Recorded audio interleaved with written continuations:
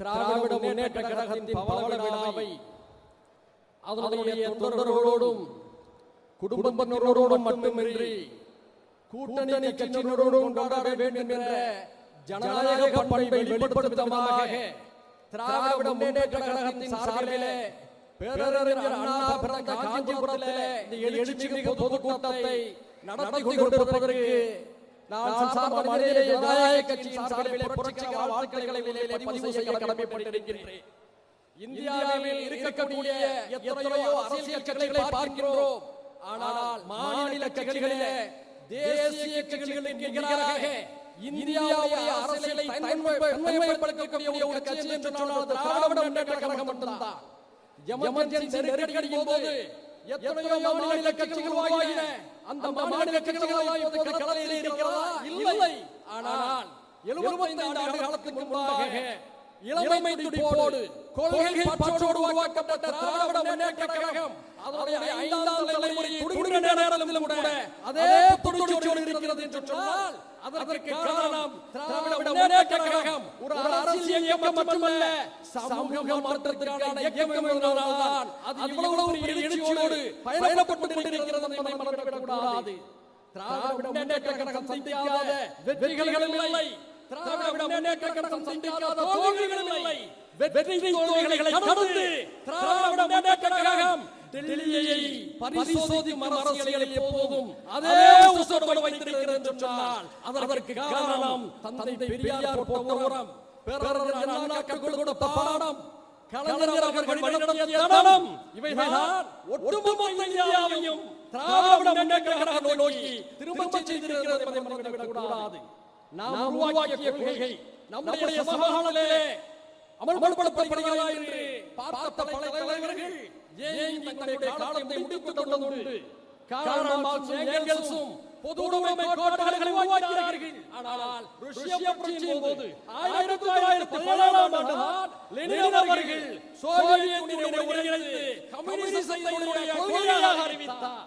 அதை உருவாக்கிய காரணம் ஏங்கல்ஸும் பொது இல்லை. ஆனால் தென்னிந்திய நலவுரிமை சங்கம், பிராமண இயக்கம், நீதி கட்சி, திராவிட கழகம் என்ற உறவுகளோடு வளர்ந்த திராவிட முன்னேற்ற கழகம் ஐயா பெரியார் அவர்கள் உயிரோடு இருந்த காலகட்டத்திலேயே பேரறிஞர் அண்ணா அவர்கள் ஆட்சியை பிடித்த உடனேயே தமிழ்நாடு என்ற பெயர் மாற்றம் செய்ததை மறந்துவிடக் கூடாது.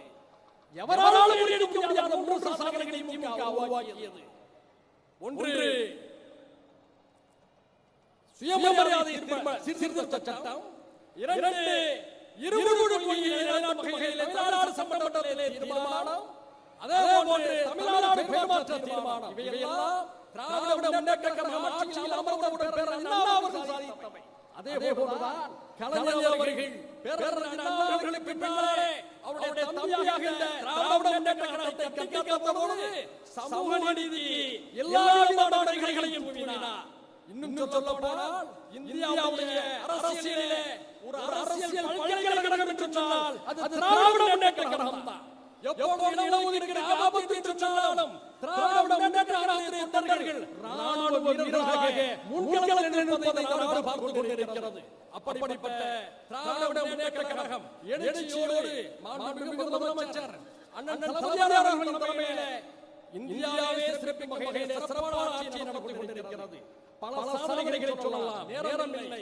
ஒரே ஒரு முக்கிய சாதனையாக எங்கள் மனதில் பட்டதை நான் பதிவு செய்து விடைபெற விரும்புகிறேன்.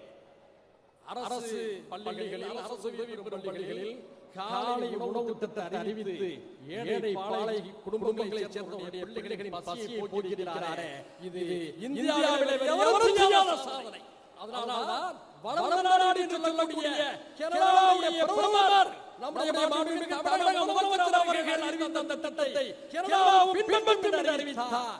இந்திய துணைக்கண்டத்தில் கோடியில் இருக்கக்கூடிய தமிழ்நாடுடைய ஒரு சிறப்பான திட்டத்தை திராவிட முன்னேற்ற கழகத்துடைய தலைவர் அவர்கள் உருவாக அறிவித்த திட்டத்தை கேரளாவுடைய அரசு பின்பற்றும் என்று சொல்லக்கூடிய அளவுக்கு பாரம்பரிய திராவிட முன்னேற்ற கழகத்துடைய எழுச்சியின் தாக்கம் இருக்கிறது என்று சொன்னால் அது ஒரு கொள்கை என்ற காரணத்தினால் தான். கடைசியாக ஒன்றை சொல்லி விடைபெற விரும்புகிறேன். ராபின்சன் பூங்காவில் கொட்டும் மலையில் பேரறிஞர் அண்ணா அவர்கள் திராவிட முன்னேற்ற கழகத்துடைய கொள்கைகளை பேசிய பொழுது ஒரு விஷயத்தை குறிப்பிட்டார். இன்று பாசிசம் என்ற வார்த்தையை நாம் பயன்படுத்துகிறோம். அன்றைய அண்ணா ராபின்சன் பொதுக்கூட்டத்தை பயன்படுத்தியிருக்கிறார்.